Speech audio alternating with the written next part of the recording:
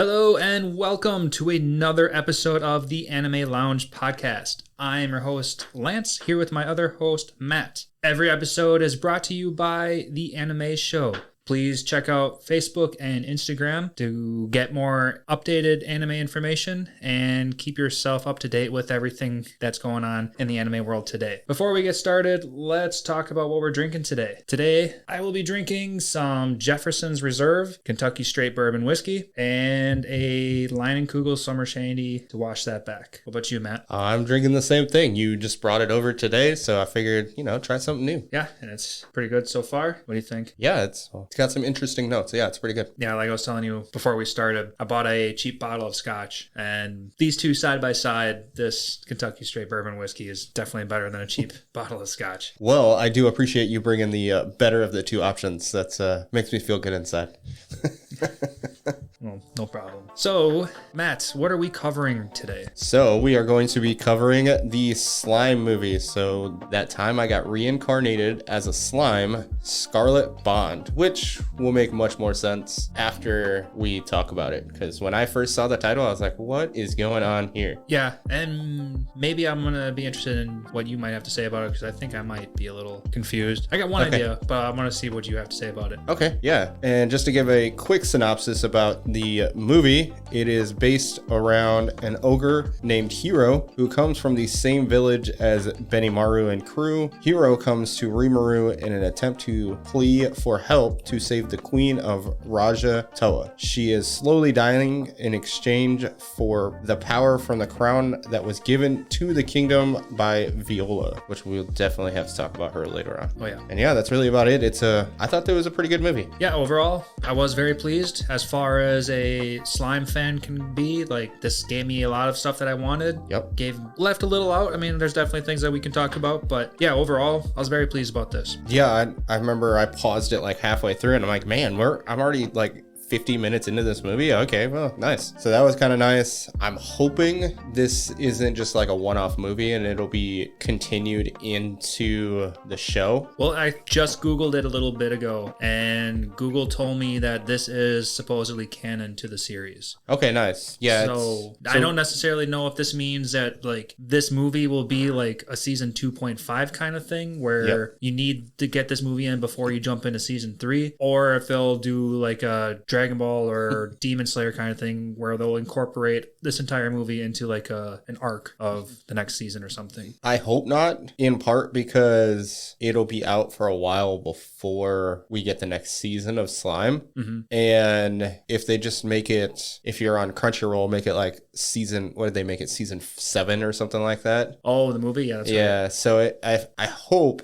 they just kind of add some references somewhere and that's it. Like, that's all they do is they reference the movie and then just continue on. We have Hiro we have the nation of Raja talked about, and that's it. Like, I don't need to rewatch the movie in continuation with the season. Right. Yeah, this was a good time, or a good once kind of thing to watch. And if we're going to be talking about like future seasons, it would be crazy not to incorporate any of this stuff into it, because there's a lot of really big information, and there's lots of important things that happen to our kingdom of Tempest. Yep. Like, we get Hiro, who is the ogre's brother. Yep. That's kind of someone who's important. Yep. But I would say even bigger than that is the kingdom of Raja starts digging into Tempest. Like, they start sharing the forest and stuff like that. So like resources are being shared to the point where the whole landscape of Tempest is being altered. So, well, it's just the forest of Jura, right? But I mean, it's like all under Tempest Order or something like that. Well, yeah, that's true. I think it's the Jura Tempest Federation. So yeah, and I agree. It would be very weird if they're just like, and we're never going to talk about this country ever again. You just you're mixing in with the Jura forest. Like, you have to be a part of it somehow, right? So I wouldn't be mad if future stuff about this show just gets sprinkled in here and there. Yep. If Hiro makes a couple appearances here and there, that's what I'm kind of hoping for the most. Yeah, it'd be really cool to see like Benimaru and crew like training with Hiro. That'd be really cool to see, because as we find out, Benimaru and Hiro are pseudo brothers. brothers. Basically, they weren't exactly brothers, but they're close enough that they considered each other family, and Hiro would always beat Benimaru. Right. But then Hiro made the one comment that like he didn't always win. So like maybe there was a few hiccups, but yeah,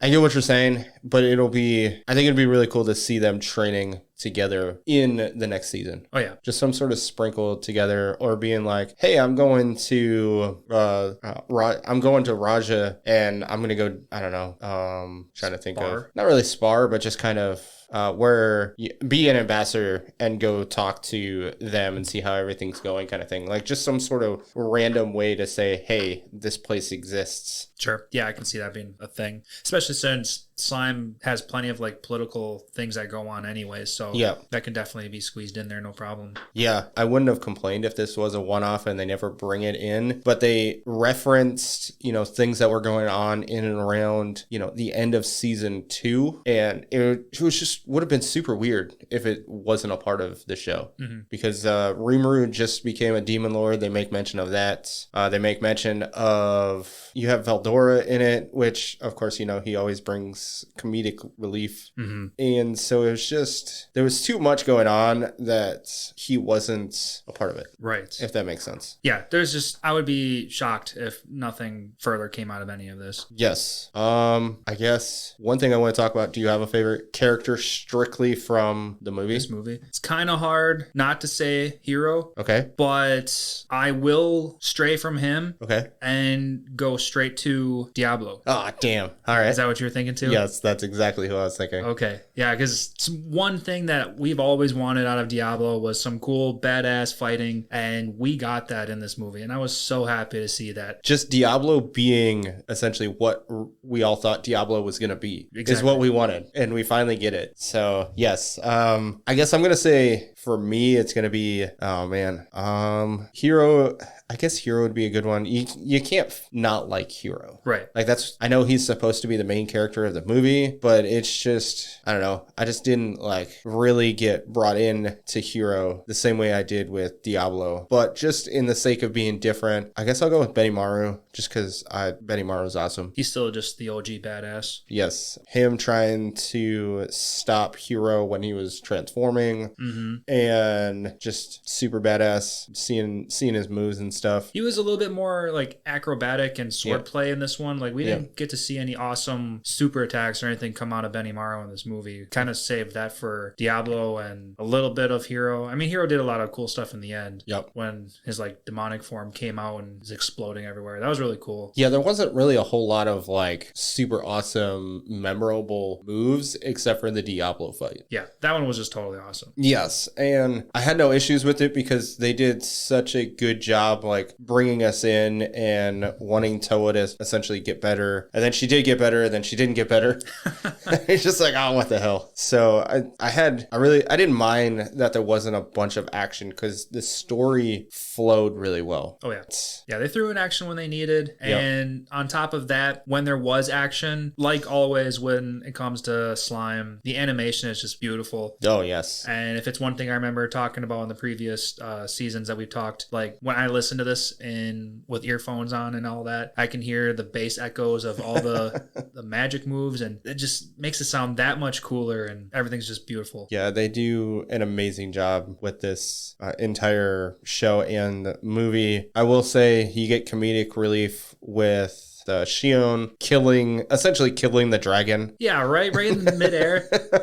That was kind of funny. I was not really expecting that. It was fun to see Shion's shitty looking food. Yes. In the beginning of the movie, so that was fun when Rimuru and Shuna were asked to eat her shit, and none of them wanted any of it. And then it was nice that Rimuru said the comment I know your food tastes amazing, but it looks terrible, or something along those lines. At least he's not getting rid of the idea that she's got the special powers to make everything taste good. Yeah, is it gourmet? Is that what it is? Ooh, maybe. Is that what her power is? Master Chef. Yeah, I guess. Yeah, she has her special skill, Master Chef, thanks to the power of the internet, telling us this. And it does lead to a previous conversation we had where whose food is worse, where it's your or Shion's. Yeah, back in the Spy Family episode. Yes. Yeah. And do you change your mind? Okay. Shion's food 100% looks worse. Yes. That is for sure. But maybe in the end, Yor kind of loses. And I mean, she kind of is forced to lose the taste test because of her Shion's master skill. But yes. But I'm just saying, if you kill a dragon in mid-flight, yeah. I don't know if I can even winning a taste test. You're not getting anybody to eat it. So granted, yours cooking, nobody really wants to eat either. So I guess it's a toss-up. Yeah, they both suck. Yes, and I guess you could almost say this is purely for comedic relief at this point, but I don't care. I find it hilarious. Mm-hmm. Oh, I got one more thing to bring back to Hiro. Yes. One of my biggest pet peeves or anything that I take away from this movie was prior to Hiro getting named, he still looked human. He still had that. Yeah, he didn't change. No, not at all. I forget the Keishans or something like that. But they're after they're transformed ogres. They turn into that next form. They turn into, is it Oni? Oh, it was Oni, wasn't it? Yes. Well, I mean, Oni means, okay, I think it was Keishan or something along that sounds familiar. Let's just do a quick Google search. Ogre, Kaijin, Oni. Yeah, she is an Oni. Yeah. So we got ogres, then Kaijin. Is that what you said? Yes, Kaijin. And then after Kaijin, we have Oni. So yes, which basically the difference between the ogre and the Kaijin is essentially she turns into a humanoid and like looks older. She looks like an adult versus like a kind of, I guess, like a young or an older teen. She looks more like late 20s kind of esque. She looks like she looks now, essentially. And her horn gets a little more shrinks as far as the circumference is concerned. Well, that's Shion. Yeah, Shion. But I want to talk about Hiro because yes. We found out through like season 1 when all the ogres were there, they all looked like ogres, and then Rimuru named them, and then they turned into the Kaijins, and then that's how they got their more humanoid appearance. Yes. But Hiro always had this humanoid appearance, and not only that, when there was flashbacks, even the children had humanoid appearances, and that bothered me a little bit when it comes to consistency. Yes, I can give you that. That's all I have to pick at that about. Because Hiro got that name, and his appearance didn't change at all. Yes, I will say one caveat to that would be the fact that Toa didn't really have any power, so he's not going to gain anything, kind of like the bat. Well, she had power from the crown, and on top of that, like all of the people that were laying on the beds around them, it looked like their life forces went into the crown too to give extra power into Hiro. I think that gave... So, like, I think he still did get a huge power boost. It's not to say, like, because they always just isn't a name. It's a huge upgrade. Yeah, they always get a power boost from a name, but then you have Gabiru. He did not change his appearance after getting named because the individual that named him didn't have enough power to essentially give him a evolution. Okay. So not saying Hiro, not basically all I'm saying about that is she might not have had enough power to give to Hiro to give him an evolution. Okay. I guess I can buy that after comparing that to Gabiru's situation as well. Yeah. I mean, Gabiru was kind of considered like the strongest of his little pact back then too. Yep. And so is Hiro right here. Like he was considered the strongest. Yep. So like he's already strong. So they only gave him a slight boost. Still don't like that he was basically humanoid his entire life, but yeah, that part is weird. I don't understand how they went from being ogres to kind of halflings, you could call them. Mm-hmm. So that's just one thing to just pick at, but that's all right. A little bit of anime logic that they didn't pay too close attention to. And I'll be completely honest, unless you're really paying attention to it, you're not gonna you're not gonna think about it. Right. It doesn't make a difference to anything. No. Then I'm curious, did you have a favorite moment in the movie? My moment follows my favorite character, and that's Diablo's fight. It was just really awesome to see that entire fight. Okay. Been aching to see him come into action, see some of his powers. You know, he's cocky, and I like to see him show off. Yes. So that was really nice to see. I do have a second scene that I enjoyed, not for anything crazy, but before I say that, do you have a favorite scene? When Shion pseudo kills the dragon. Yeah, okay.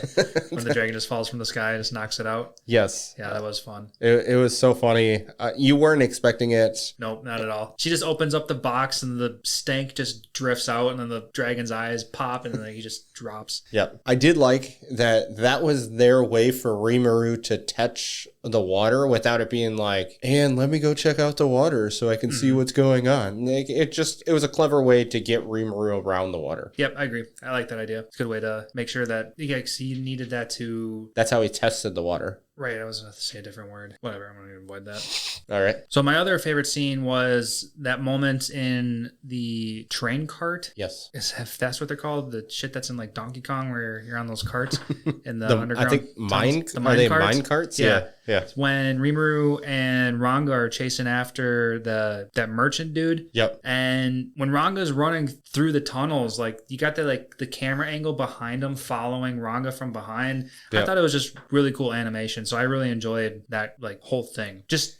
following. That was just really cool. I liked it. If we were in like watching this in VR, I think that would have been cool too. So that's just kind of where I was going with that one. Yeah, I get what you're saying. Like it was really clever, different. I completely understand where you're getting with that one. Mm-hmm. I guess if we have to make another one, I'm going to go with Veldora just laying there reading manga. And they're like, but the evil Veldora is going to attack us. And he's like, oh, didn't I tell you? He's laying right there. And then they freak out because Veldora is in their presence. Right. And everyone's super scared. But of course, Rimuru's got him chilling in the back. Yep. Maintained under manga. If you don't behave, I won't give you next week's manga. I did really appreciate the ending, like one of the final scenes, like when Rimuru had to scold both Malim and Veldora. Yes. Sorry. Had to burp a little bit. No. But yeah, so like Rimuru, of course, is getting super ass strong, but of course, Veldora and Malim are super ass strong as well. So like, just to say like Rimuru has to punish them in some way, and he just has the perfect way to make them suffer in a lighthearted way. Yes. So it was really fun to take manga away from Veldora for a little bit. And what exactly did he keep Malim from? Honey or something? Yeah, honey, because that's what he gives her essentially as a treat. Right. So she's funny. When it comes to Malim, it's really funny that she always wants to be part of parties, and like Shion just goes too far all the time and just wants to get drunk. Yes, she is I'm not gonna say that. She's a party animal. Yes, she's a lot of fun. Yeah, she's definitely enjoys herself. Yeah. As what does she call herself? She's the something to Rimuru. It's the receptionist. No, she's number one, and then she's Rimuru's first secretary, which I find hilarious. Yeah, got to give a special title to her name.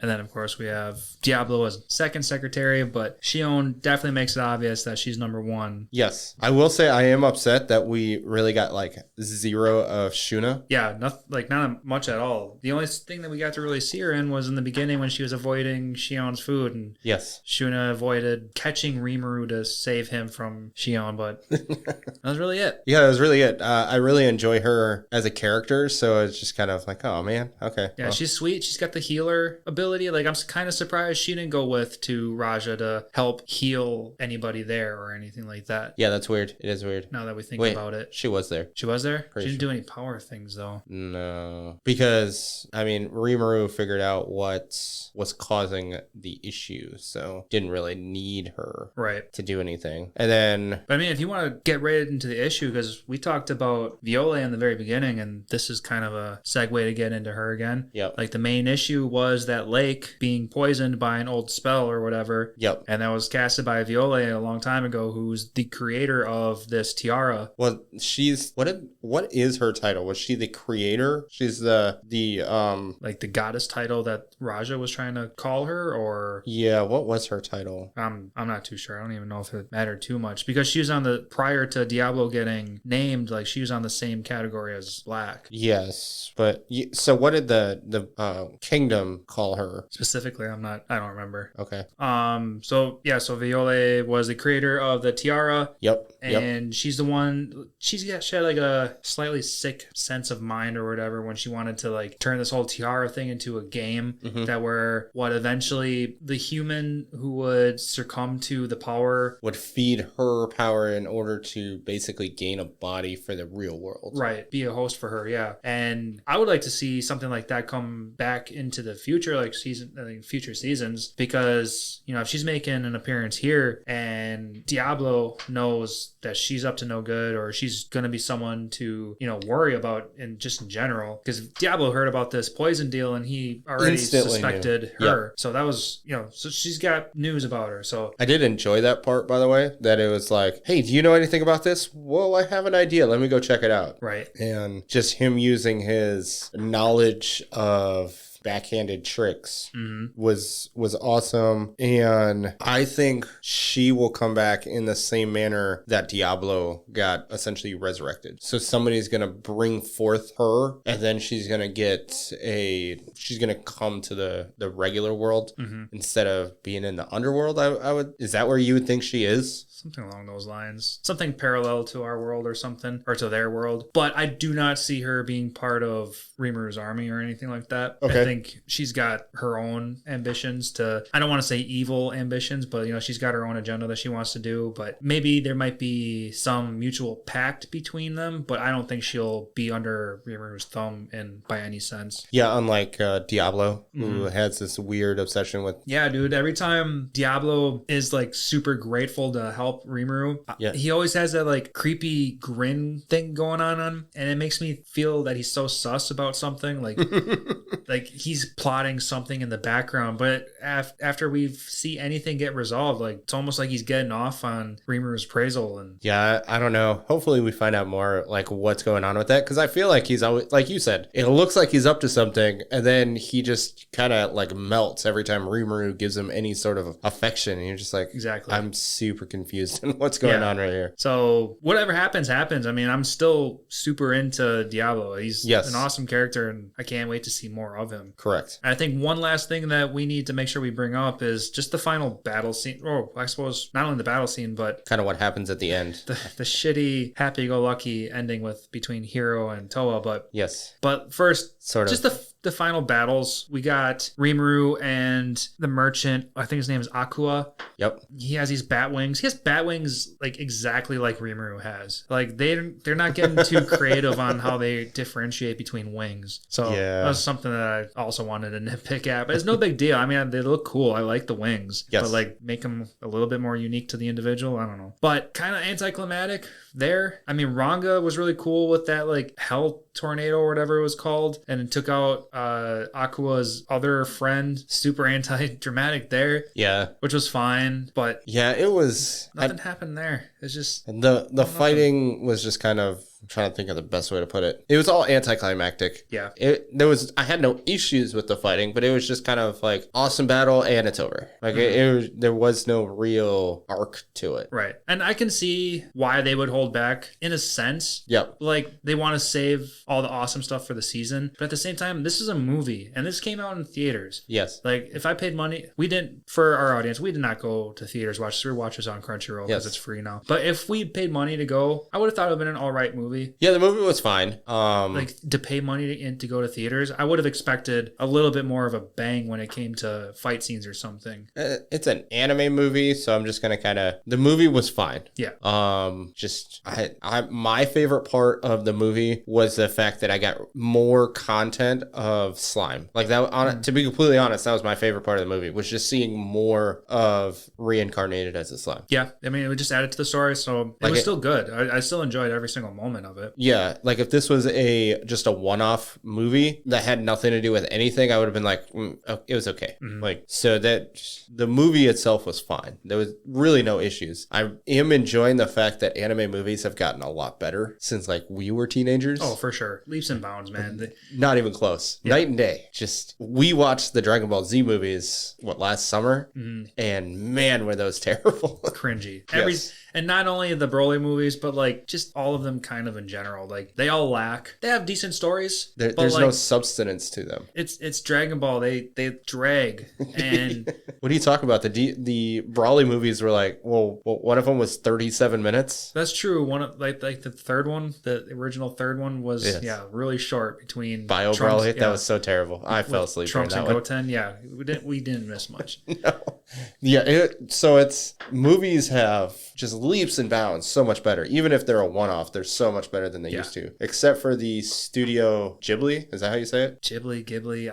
I hear both of those so many times. I don't even know for sure yet. Those movies stand the test of time. Like those movies are amazing. Mm-hmm. But nowadays you just have so much more than just those handful of the studio ones. Mm-hmm. So that I appreciate that. I 100% appreciate that. But yeah, the movie, like I said, the movie was fine. No issues. Right. Another letdown kind of in the end, like I was preluding to this, the happy-go-lucky route where Hiro and Toa both die, both come back.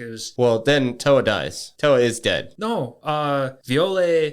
Oh yeah, Viola reverses it because she's like, okay, well, I cheated out on my end of the she didn't deal, hold up her end. So The merchant went and did his own shit, so I might as well give you your life back. My punishment for you succumbing to one of my subordinates is you get to live. Right. Yeah, that's true. Yeah. She's basically given back for like pain and suffering damages. So, so all of this was a wash. Yes. Yeah. The entire movie just comes around that the Raja nation gets to now go to Tempest, and Benimaru has his brother back. Like that's the entire premise of the movie. Basically, yeah, we have a new companion and we have a new alliance when it comes to Raja. So yeah, I literally could have, I guess, put that as my synopsis, where the entire movie is we gain a new alliance and we meet Hiro. Right. And that's the synopsis. That's the whole movie. Basically. Again, not complaining, but now that I think about it, I'm like, damn. All right, yeah, that's true. That was the whole movie. Mm-hmm. All in all, great movie. Glad I watched it. Yes. Kind of more glad I didn't necessarily spend money for it. I'm glad all these movies do come to Crunchyroll in the end anyway. Yeah, it came out quick too, because I think it came out in theaters in like January-ish time frame. Oh yeah. So a few months later, we get it out in Crunchyroll, which is nice. Yeah, it's definitely nice. Lance, I think you got a Lance's Lessons for us? Yes, and before we get going, let's get a Lance's Lessons in.